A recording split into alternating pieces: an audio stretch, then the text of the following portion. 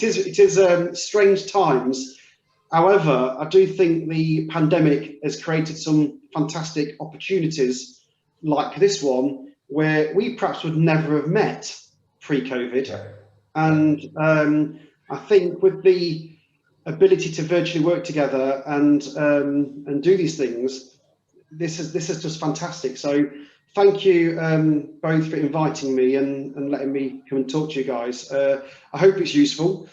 So as the guy says, I'm Damian Kirk. I'm the Res Director in E.ON.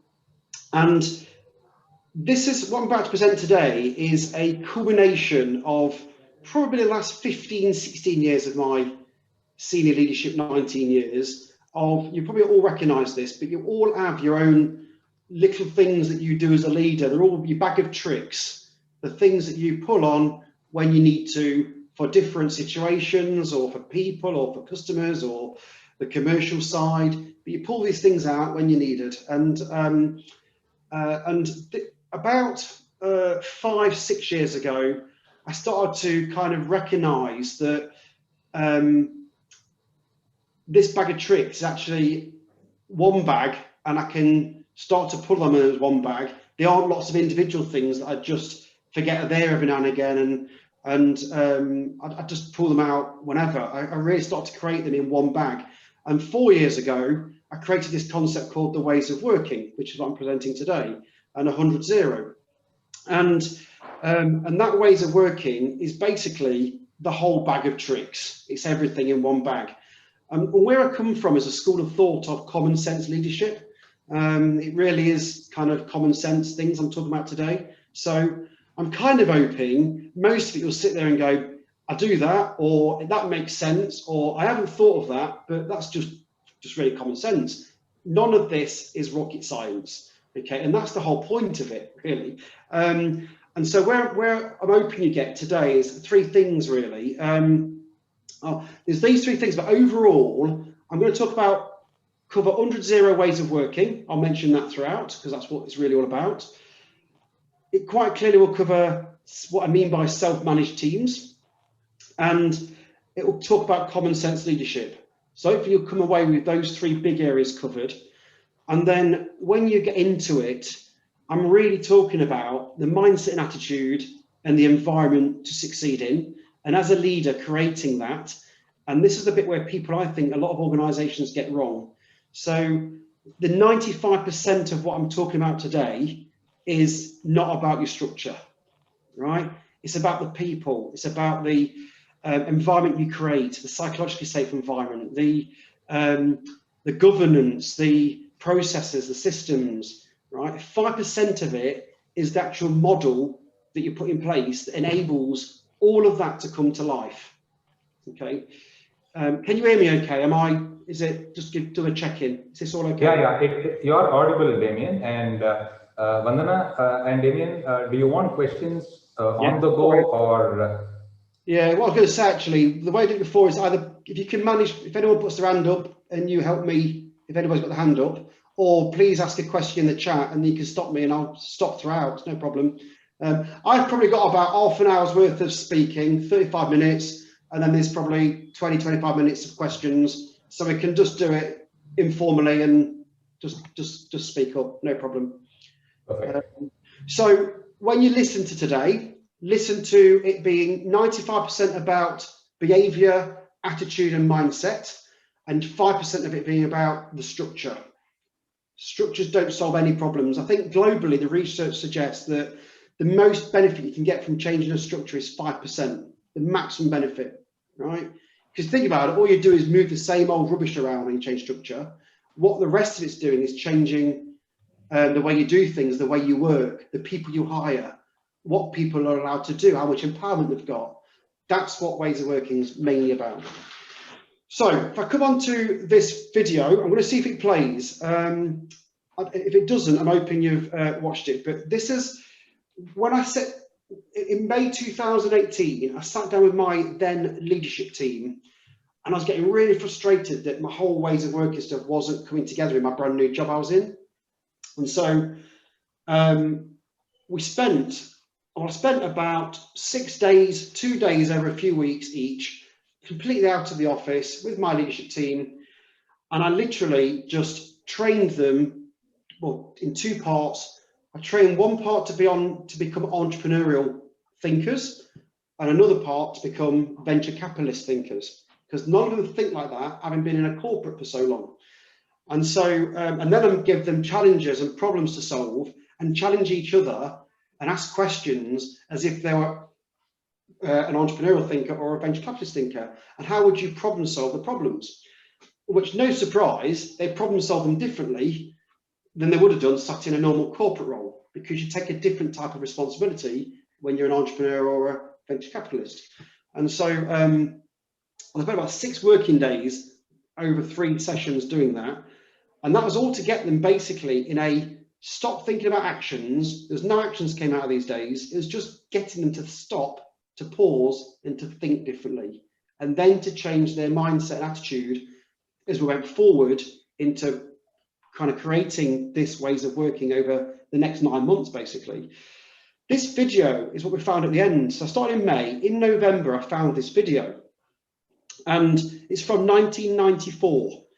And it really then, I watched it and went, this is what I'm talking, this is what the badge is to what my leadership is all about and what ways of working is all about. So I'll just play it. It is about 4 minutes, but hopefully it goes really quickly, because it's some bits are funny as well. Hopefully it translates. I'll just play it and then we'll pick up after it. Oh, have I done share sound? Does it share sound? Do you know? Right, if I play it, you can't hear the sound, stop me. Yeah.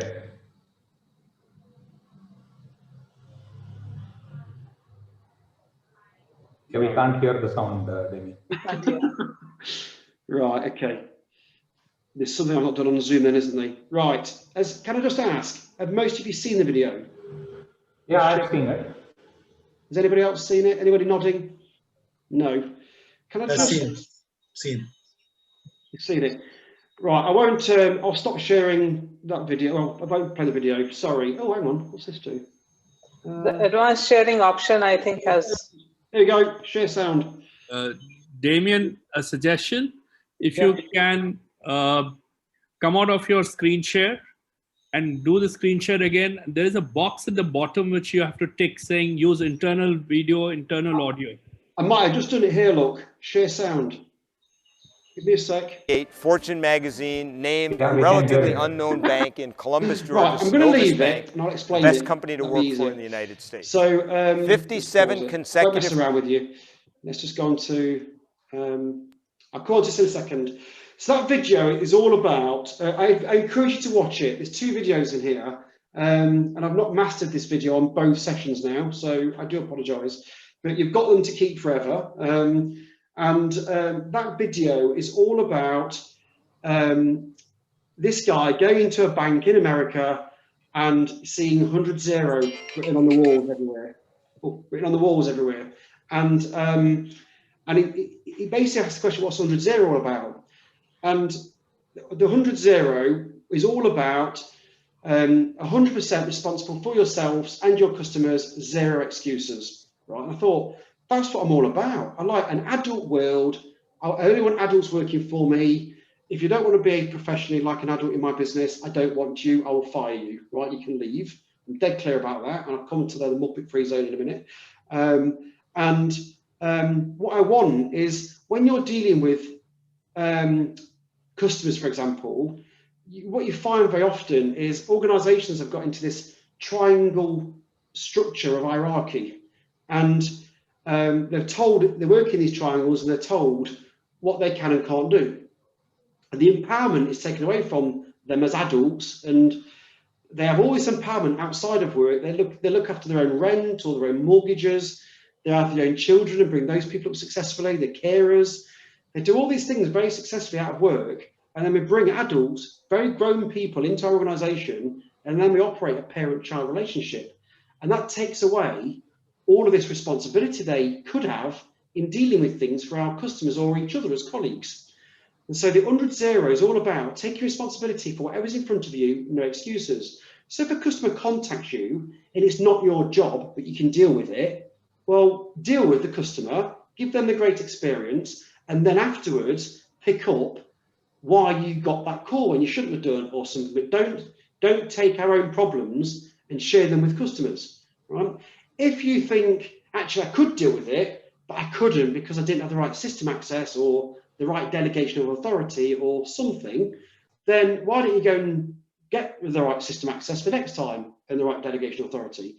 You're empowered to go and work that out, right?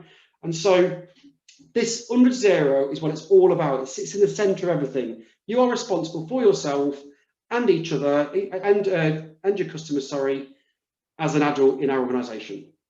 So I hope that's really clear. And then around that, so that video kind of presented 100-0 to me. That's what it does. And it explains it a bit funny, but also kind of just makes it really clear. So I'd encourage you to go and watch the video. Behind that, then we created these mantras. And I'll be really honest, in our organization, we're a big organization, probably like many of you, and you already have big company values that cut across the business and talk about integrity and honesty and responsibility and that kind of thing. And so I didn't want to call them values because I didn't want to kind of override what we've got as an organization. So I called them mantras. And these 4 mantras are hopefully, again, very much common sense. You can relate to them. So the first one is about being the customer's superhero and bodyguard. This is saying basically we're here to serve our customers. We're here to sell to our customers. This is how we run a business. This is how we make money. Let's be honest, yeah. And so let's make sure that we are doing everything in our power to either not cause trouble with our customers, so prevent things, and if customers do need to contact us, we give them the best service possible, and if needed, we all muck in. I don't know if muck in translates, I'm not sure, but this is basically, we roll our sleeves at whatever job you've got if we need to serve customers, right? So last week, me and my team, we got training to do emails with customers, and I spent all day working through emails that customers have sent us and replying, right? I muck in when it got busy, right? It's brilliant, you learn so much, right? I did social media the other week, I'll do other things as well. So we muck in when it gets busy or if we need to. The second part is about our people, and I have the way I work actually is people first, customers second. I'm just going right in this order, but I think it's people that make a business. Okay, nothing else. Not individual leaders or managers or anything like that. It's people that make a business. They create the success of it. They create the amazing kind of environment, the culture of it. It's people that make a business. And this is all about creating a business where it's psychologically safe. It's we believe in people, we trust people. There's 3 things that I've been really bringing back as part of ways of working. And those 3 things are trust, respect, and treat things with good intent. Very often we receive things that might have been said wrongly or something, we receive them wrongly, and then it takes us down the wrong conversation when actually the intention of that person saying something was from a good place, right? And that could be all down to lots of reasons. Either we got out of bed the wrong way, we had an argument with our partner in the morning, it could be anything, yeah? But if you treat people with trust, you treat people with respect, and you treat things with good intent, you then get a fantastic organization running, right? It really is a fantastic conversation that happens instead of arguments and conflict and tension. But also developing people, developing your talent, and creating space for people to fail, right? Let people fail, let people have a go at things. You can't empower people, then create a fair culture that if they fail because they've been empowered to have a go at something, they're going to get in trouble. You can't do both. You've got to do one thing or the other, fear or empowerment, right? And empowerment means you allow people to fail at trying things. So believing us is really important. The third bit, dare to disrupt, is what I'm all about. I'm known for this across our organisation for a long time, and I love to challenge the norm, right? It's people like us, people like me, that wrote something 3 years ago that might have made sense at the time, but it's rubbish now. It doesn't mean it lasts forever. It doesn't mean it was any good in the first place. We should challenge things all the time as to why we do things, and it doesn't mean they were bad in the first place or whatever. It just means time's moved on, situations have changed. customer cohorts have changed, segmentation's changed, whatever, markets have changed, it could be anything. But you should be looking to challenge things all the time, particularly things like governance and authorizations and why am I having to deal with that? Why can't the person who is dealing with the customer deal with it? Why not? Oh, because they can only authorize £15 or something, whatever. Or why can't they organise? Why am I trusted more to authorise than they are? They're the same age as me. They're just as I respect them as much. Rajesh? Damian, all this, we love all this. So if you can call out examples of how, any examples that you've seen in your workplace, that to disrupt, for example, I'd love to hear. I'll come on to that. I've got a slide on that. I'll come on to that. Okay. Perfect. Yeah. I just want to get this across because this is really important. This is the bit about mindset, getting yourself in a place of environment. And so the final place is Muppet Free Zone, and I'll come on to all that examples. So Muppet Free Zone is me facing into the fact that in every organisation, there are people in your organisation that you either want to coach up because they need help, they're struggling, or you coach them out. Okay, they don't want to be there, they're lazy, they're incompetent. And what I've done is I've had a lot of respect on this from people, is saying, if you don't want to be here, I will help you leave in a very positive way. If you're going to be really negative and bring my organisation down and people around you, I will get rid of you very, very quickly. And I face into that conversation. I don't hide from it, right? If you're an entrepreneur, you can't hide from it. It's your money, your business. Why does that change in any other organisation? Yeah. So they're the mantras. That's what sits behind 100-0. And then this is, I won't go into all of this, but this is then the first bit you're looking to do is, out of all of that, is create that safe environment that people can then raise and challenge things. They do feel that they can fail. They do feel that it's all equal and people are respected and will be listened to and that kind of thing. So this language of a psychologically safe environment is, again, really important language. It's really important to then have action that follows behind it. Okay. And then this slide pack also is for you to take away. I gave it in advance, so I'm not going to go through all of these either. But what I've given here is just some of the things that we have put in place, and I'll get into some real examples over and above here. But we created things like dare to disrupt sessions. We welcomed curiosity. We said people email me every day, or they WhatsApp me, or they instant message me, all different platforms, and they'll just tell me things that are happening. This is stupid, Damian. Why are we doing that, right? Or can you explain to me this thing? I don't understand why we would do this.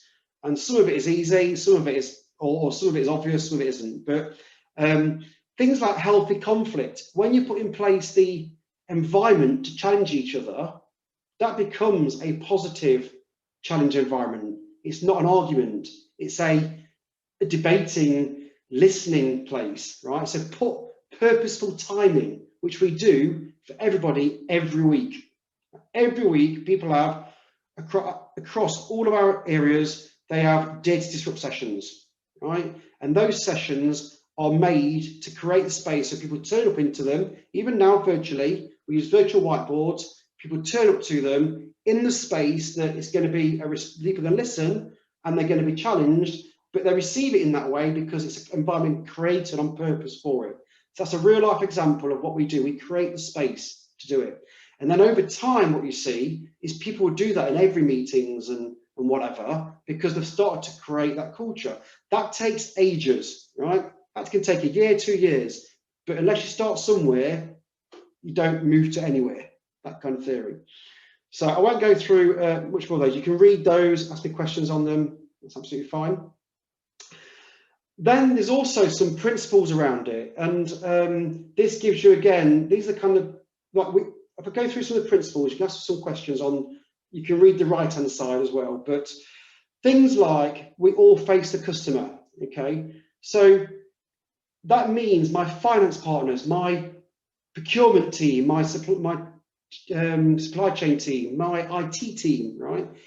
If you don't understand my business and you're not thinking of solutions or managing things like incidents in a way that helps me get my customers back on track or helps them have a more positive experience, then what are you doing here, right? you should all be facing the customer in the decisions we make and how we serve our customers.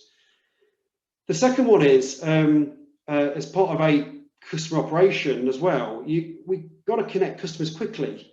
And that's through your products and services. Amazon's very good at this, aren't they? Yeah, the one-click stuff. They keep you engrossed and ingrained and whatever. Sonos, very good at it.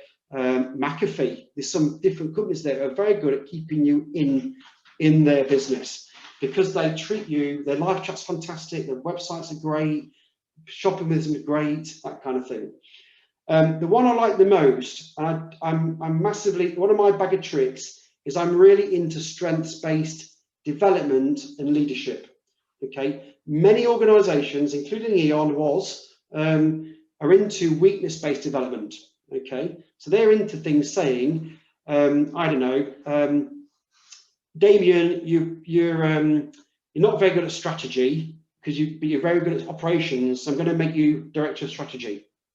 And then I get that role because I'm really outstanding at operations. Then I go into strategy and I'm really bad, right? So I go from being a top right talent to a bottom left somebody they want to get rid of. That isn't my problem. That's the way the organization, the leadership look at people. They look at them wrongly. If you're into strengths-based development and leadership, you look at what people's strengths are, what they bring, what they value. You also look at their weaknesses, and then you also then discuss, so what you're going to do with those weaknesses. Is it weakness actually is, so my energy, I've got a lot of energy to give. Yeah, you probably see that. If I'm on stage with 1,000 people, we have a thing called jazz hands, right? So 1,000 people, I need to be projecting really loudly with jazz hands. If I'm in a board meeting, I need to wait till I'm spoken to, my hands by my side, yeah. And then if I'm in a session like this or 40 people in a room, I might have medium jazz hands, yeah. Not boring, not overexcited, a little bit of energy. If I turn up to a board meeting with jazz hands, that is me overplaying a strength, then makes it become a weakness. That makes sense? So what you then do is a strengths-based philosophy is you then teach people, one, to understand their strengths and how to play them. And when they've got true weaknesses, I don't know, like I'm not very good at putting PowerPoints together, or I'm not good at standing on a stage presenting, you then understand what you want to do with those people, either mask that strength by getting somebody else to top and tail you on, or get them to do the PowerPoint for you, or you avoid it completely, but you don't ignore weaknesses, but you find treatments for them, yeah, tactics for them, right? So this is the same for the customers. When you look at move the strength to the customer, in a lot of organizations, we move customers around our business because we've set our business up with skills over there in A group and skills in B group and other skills in C group, and we bounce the customer around our business. What if I put those A, Bs and Cs together in a squad, and actually when the customer comes in, they can talk to the right person straight away. The squad can develop from each other all the time. They're self-managing, self-developing, and where they start to see differences in performance, they manage their own rotas and their own performance. And that's where this leads you to. So I limit the amount of customers that transfer around my business. I move my people around my business. Right? Agile organization, in the true sense of the word, is adaptable and flexible. That's it. So I'm creating an adaptable and flexible organization. I'm not making the customer be agile. Does that make sense? Yeah. Thank you. Stop the leaking bucket. That's particularly for the era I'm in right now. We have lots of things that we're doing stuff with the left hand, and then the right hand is over here doing something else. That was added for this particular role I'm in now, but it makes sense. Don't look at things end to end. Don't look at things in silos. That's what it's basically saying. There's another video here which I won't play, but because the last one didn't work. But this is really interesting. It's a really good video. It's from a real life. It's from an admiral of a nuclear submarine. Okay. Damian, I had a question before you moved on to the slide. And one of the areas which I struggle and I see a lot of people struggle is in the decision making. So while we say we create a psychologically safe space and provide people the freedom to make decision, I think the fear of decisions going wrong still exists for a long time. So how did you deal with it, if you could share any of that? Yeah, so that was a challenge internally as well. I work for a German organisation, so we're very process, very governance based, and so this has been a real challenge. You've got to be, first of all, willing to allow mistakes to happen. That's the first thing you got to do, right? If you're not willing for mistakes to happen, then you're not going to follow anything else through, right? So that's the first thing. I'll tell you a negative scenario actually. So about 5-6 years ago, when I first started doing this in one of my new jobs, it was in the area of debt collection. So customers owed us money, and we had in Scotland, so the north of the UK, we had an instance in 2 months. We had an instance of being in the Scottish media twice for the way we went about collecting money from customers. Now, those two examples the way we did it was exactly right. It's just the media got hold of it and presented it in the way they want to present it, which is absolutely fine. I actually said to my staff, they said, Damian, we've had a second media interest. We've got to let them get on with this. They did it all. They did their own, got on with it, and sorry, someone's trying to get in the room. They got on with it and did their own solutions, but they had this problem come out. We're in the media. And I says, how many times were in the media? Went twice. I said, what period? I said 6 months. I said, only twice in 6 months. You're chasing debt, right? You should have a lot more people, because these are the people that won't pay. Yeah, these aren't the people trying to help and are vulnerable. These are people that don't want to pay. These are businesses as well, by the way, not residential customers. And they're just avoiding paying. Well, I want you to be in the paper a lot more than that if that collects the money from people that won't pay. And the reason being is because they're the people that are costing all our other customers a lot of money, because they're not paying their fair share of the money, the energy they've used, right? So they came to me saying, God, we're in the paper a second time, and I'm saying it's not enough, right? So you've got to let people fail and be fine. That example was people thinking they failed, and I'm saying they haven't done enough. And actually, also, what you find is people, what's the word? People thrive off each other. So you get some people doing some decisions, small decisions or something. It works really well, and then you go and make a big symbolic thing of it. That then gives other people confidence, and then you make a symbolic thing out of that. In the first year, a long time, in the first instance, it takes a lot of energy and engagement, not communication, engagement, two-way, to keep going at it, to keep shouting about people making decisions, what they did, get them to video them, say what they did and how they failed or how they succeeded and whatever. And I always work on the basis, you work on one person and that goes well, they'll tell 10 more people. Then you work on 10 people, they each tell 10 more people, right? And that's why it takes time. Don't rush it, but you start shouting about it, you start pointing out it's okay to fail, more and more people will do it. You will change the culture.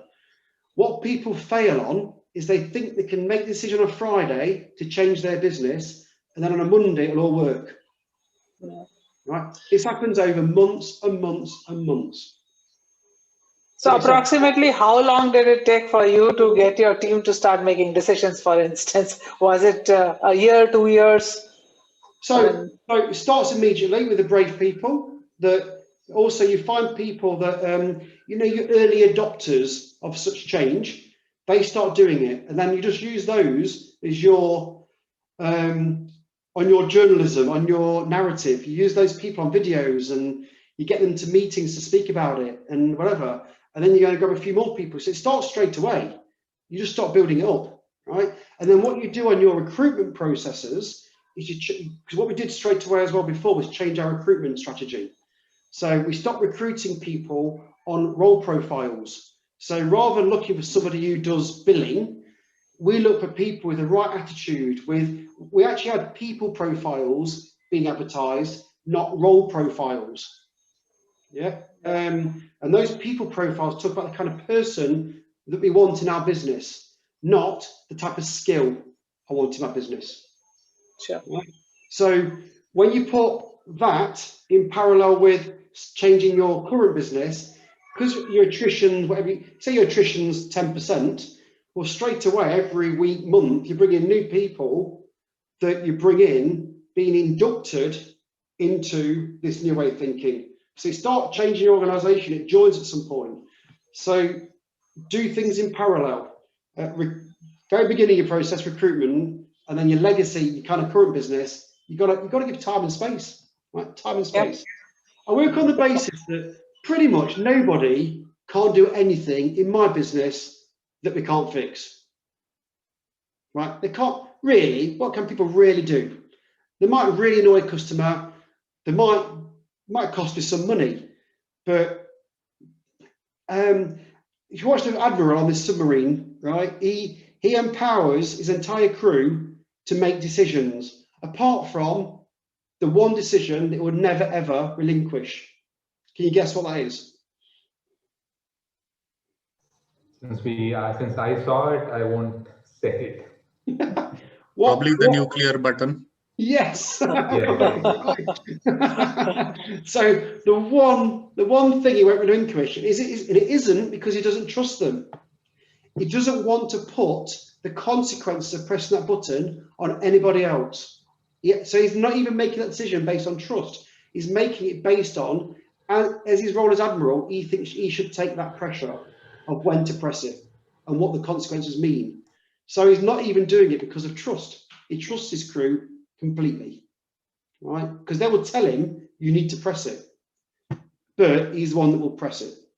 Now, go and watch that video, and it will get you thinking really differently about your role as leaders or your role in getting people to think differently about what empowerment really means, what trust really means, that kind of thing. If he can do it on a nuclear submarine under the water for 6 months at a time, I think most of us can do it in our organizations. Right, basically. Okay, I'm not going to go through this, but I want to really, I got this from somewhere, you can tell it's a picture. I have a real problem with managing versus leadership. I think a lot of people think they're leading and they're not, they're managing. Right? They're managing. And when I come onto the model in a minute, I'll talk about chapters. You probably read the slides ahead of me when I sent them out, but I'll talk about squads, tribes, and chapters as the model. And there's only my people chapter, when we get to it, that manage people. Everybody else are leading things, right? I want adults in my business. I don't need parents and children, right? Back to 100-0, if you come and work in my business, you are responsible for yourself, right? So if you cut your finger, you go and get your own plaster, right? If you need support, coaching, help, then you might go to the coaching chapter or the performance chapter or the people chapter. You get help. We'll help you in everything, actually. However, we're not going to sit there and tell you what to do every day and when to go to the toilet and when to get a coffee and when to eat lunch and right, all this stuff that's really, really poor, right? We want you to manage yourself, right? We want you to manage each other. So one of the examples that came, real life examples that came out of our squads in my old job was in the UK, very often in primary schools, so kids aged 4 to 11, they'll have they'll have assemblies in the morning, and on a Thursday morning at our local school or whatever, they'll have assemblies where they give out certificates to children to say, well done, for something, right? Just makes the children feel very good. But you don't know as a parent till a Monday that your child's going to get a certificate. Now, as a parent with young children, you want to go and see them for that 10 minutes of them getting a well done certificate. Now, in our businesses, it's really hard then to book the Thursday off, particularly on advisor on the front line, because they've got shifts that are put in place 4 weeks in advance or something. Well, if you manage your own squad and you're self-managing as a squad, Or you can just sit there and say, Mandana, do you mind covering me on Thursday? Because I wouldn't mind just going for half an hour, coming half an hour late while I see my child get a certificate. And you'll go, yeah, of course I will, because you'll cover me next time, because that's the way the culture works. Yeah, you'll help me out and I'll help you out. It doesn't need some big planners in a central team somewhere planning that time all out and asking the manager to say, can I do it? And no, we just speak to Mandana. Just speak to her and she will help you. Just speak to each other as adults, right? And that's been in place now in my old business for 3 years. That is true self-managing teams, right? They just manage their time, they manage their rotas, they don't have to book a holiday for everything. Me as a director, I don't have to book a holiday to go to the dentist, an hour's holiday, right? What was happening in my business was they were booking in 1 hour holidays to go to the dentist. That's not treating everyone fairly and the same. I'm not any better than an advisor.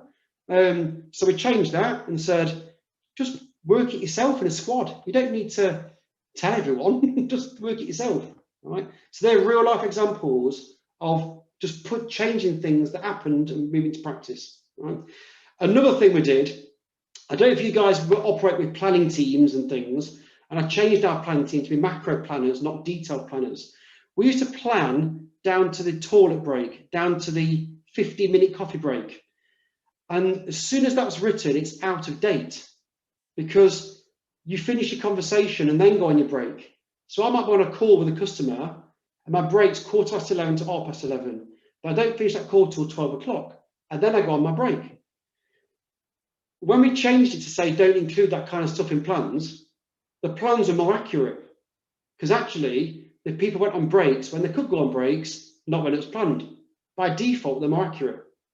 Right? So we actually improved our business by taking things out of plans. It's quite interesting, doing the opposite. So they're again real life examples of stuff. This is now the model. This is what everyone references because this is physical. So when I go back to 95% of what I talk about is attitude, mindset, processes, systems, policies, standards, all the rubbish that goes on in a business that stops a business from working effectively. This is now the 5% of that ways of working, but most people reference this as the ways of working because it's physical. You can touch it. Yeah. So this is talking about a hierarchy model versus a squads and tribes model. In fact, if I come with this. So in a typical hierarchical model, you will have people in purple t-shirts and blue t-shirts and red t-shirts and green t-shirts, and they'll all be, I'll just make it up, but they may all be like billing people in purple and I don't know, salespeople in blue and metering in red and whatever, right? In green, IT in green or something, I don't know, whatever. And they'll all have a team leader, and then that team leaders will all report to a section manager or something, a department manager. Then they'll all report to a head of or something, and they'll all report to a director, right? And they all have the same, so all team leaders have the same authority level, right? They all have the same system access, regardless of whether they need more or not, depending on the job they've got or the customers they serve. When you go to the squad model, it gets rid of all that communication, that bureaucracy, everything. A squads model, you go and say, I've got a mission that I need to go and do something with that customer set. So a real life example is, in my business, I've got 7% of the customers give me 50% of my telephony demand. Right, this is true. So I went to create a squad that I nicknamed the 7% squad.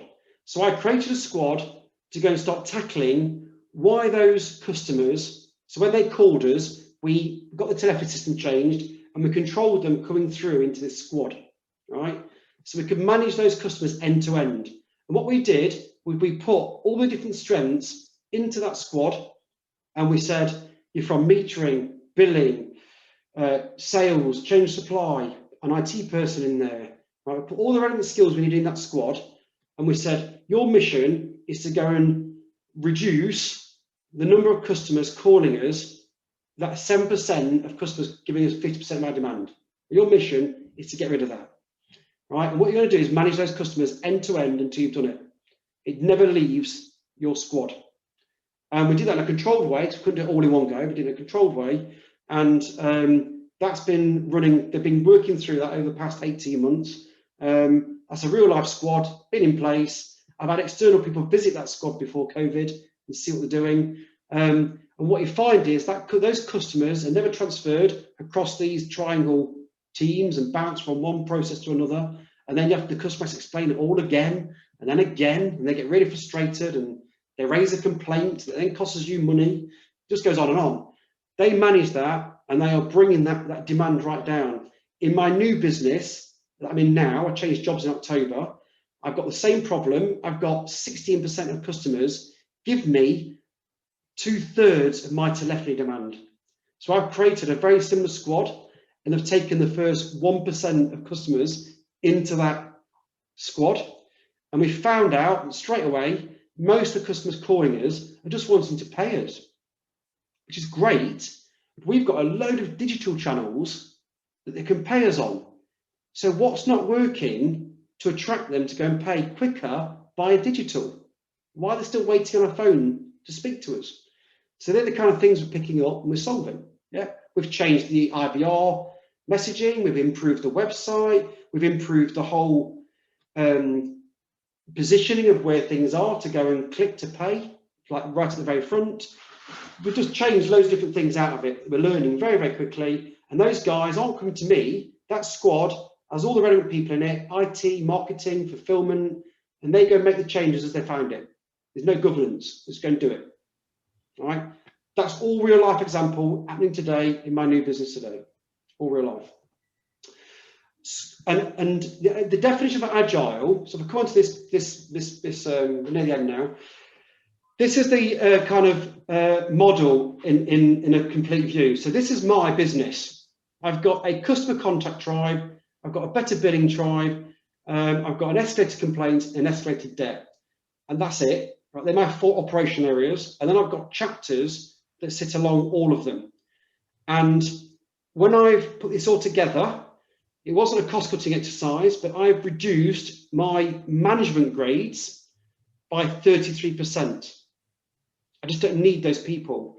My ratios for a tribe lead is 1 to 250 people. And my ratios for a squad lead is 1 to 60.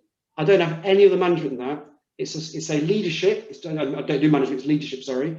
I have a tribe leader who has the responsibility, the accountability for delivering their mission around our customer contacting us, right? And they'll have a number of squads, and they're supported by a people chapter. So any people issues or talent stuff, whatever, they will face off to a people chapter. You yourself go and speak to them yourself as an adult. Or the squad lead might say, actually, this person needs a bit of coaching over here. Coaching chapter, can you bring somebody in with billing skills to help coach? And those chapters will move across all the squads and tribes, whatever's needed when. Yeah, very agile, right? Very, very agile, right? So you don't now have a triangle of people and they never move anywhere. And some squads will stay for a while. Some squads will come and go. Like my engaged callers squad, the aim of that squad is to reduce it significantly. Then we'll close that squad down, and those squad leads and advisors will move on to something else, another new mission, right? And what you don't in a triangle pack, in a triangle pack, you're like a pack of cards, you pull one out, the thing collapses. In this model, your tribes and squads are separate. They've got their own mission, their own end-to-end dealing. The only thing they hand off is escalated complaints, escalated debt, where it needs a different conversation and more specialist skill sets. That's the only time they hand things off, because they've moved the skills into squads. And if we need to move people around, you're not pulling the whole triangle. You just move someone from there to there. It doesn't impact any others, right? You're not impacting your whole business every time you want to make a change, which is what traditional corporates do. When you want to change something here, it generally causes a whole problem because of the whole triangle structure. So in summary, I spent most of that presentation on attitude and mindset, behaviors, ways of working. I spent the last bit of it on the model, right? Because the model brings it to life, but it needs all of that above it to bring it to life. They do enable each other. When I look at some stats, so having done this already, in the last 3 months, I've increased out. I've got 2,000 people in-house. I've got 2,000 people in outsourced partners around the world. Their ability, they were transferring calls to me around voice calls, was 40% of customers was transferred around my business every year. That's 4 million calls, customers transferred every year. Okay, we have now reduced that to 27% in the past 3 to 4 months, just by coaching people in our partners. And we've also created our partners and like the complaints teams into squads. So I've got a squad with one of my partners, well, each of them, for complaints, right? And they're all operating as one. We've got MS teams operating between the UK, India, Philippines, and South Africa, and they're all working virtually. And when they've got a question, they just ask each other on MS Teams, and they help each other in the squad, right? And that has reduced the transfers. It's also increased my complaints being handled first time in the outsourcers from 40% to 70%. That happened in 2 weeks, by the way. That was the first 2 weeks. We got a massive increase, and that's still trickling upwards as we change the model and we coach up the outsourcers. So in my old business, I changed the model to this model, ways of working, 100-0, and we reduced the number of transfers in that business by 60%. We reduced our absenteeism by 60% also, because people liked the model more because they're empowered. Our sickness was really high. It was around 15%. We got that down to 7% in our business, right? It was really high because people were enjoying work. They could manage their own time. They could go and see the child at assembly. They could, do you know what I mean? It wasn't that stressful. So some big stats out the back of it. And I reduced the management cost structure by about 33%. The last thing I'll say is I don't set targets. I don't do average handling time. It's a load of rubbish. That means nothing. I'd rather a customer be on the phone with us for 25 minutes and get everything done than the customer phone us back 3 times for 10 minutes each time. But I meet my AHT average handling time target of 10 minutes, but the customer's called me 3 times. So it's 5 minutes worse. So I don't set targets. What I do we have measures, and I ask the team to think about what's their ambition. Then I say, well, go for it then, have a go. How far have you got, right? And we've done that with this business picked up. We had a lot of complaints, right? Since January, I've taken 25% of my complaints backlog in 12 weeks. Just by working differently with the outsourcers, by raising less and solving first time, and setting ourselves up differently with squads to clear backlogs. So that's the end. Hopefully you heard me all okay. The main message is mindset, attitude, and behavior. The model, I think, is really important to de-layer an organization, to get rid of hierarchies, to better communication, and to make it more agile, to move things around without collapsing everything. And it's all about common sense, right? Common sense. Fascinating, Damian. Great. So thanks a ton. Yeah, very fascinating. And yeah, Rajesh, go ahead, please. Yeah, so for me, a lot of takeaways in this. Damian, it was fascinating. You said you brought down management costs by 33% and you improved customer satisfaction. And I love the fact when you said you don't believe in setting targets. You ask the team what is their ambition and just give them the energy to just go for it, right? Yeah. Can you expand on that a little bit? So you don't set targets. So how do you measure performance? How do you, so what's your take on the conventional performance management system and how have you rewired it? So Damian, if you can just stop sharing, then I think we can see everything. Thank you for that. There we go. Fantastic. Thank you. So, so I work for a big corporate business, so I get set targets, right? So I haven't changed the entire corporate business, let's be honest here, working through it all. my business, in my old business, I used to support business customers, every size of business. I had about 1,000 people in that. In this business, it's all our homeowners, our residential business, and I've got 4,000 people work for me in this job across the globe. And we've got 5.7 million customers. Okay, so quite big company, a big organisation. So I'm expected to deliver certain things on targets and that kind of stuff. My MD, he is the same philosophy I'm on with ways of working, fully supports 100-0. We've rolled this out across the whole of our business division. Yeah, so that's good news. So it's led, everyone believes in it, and it's led from the top, and we don't do hierarchy. Anybody can contact Michael, my boss. They have to come through me. It's like, I'm not your dad, so you can do whatever you like.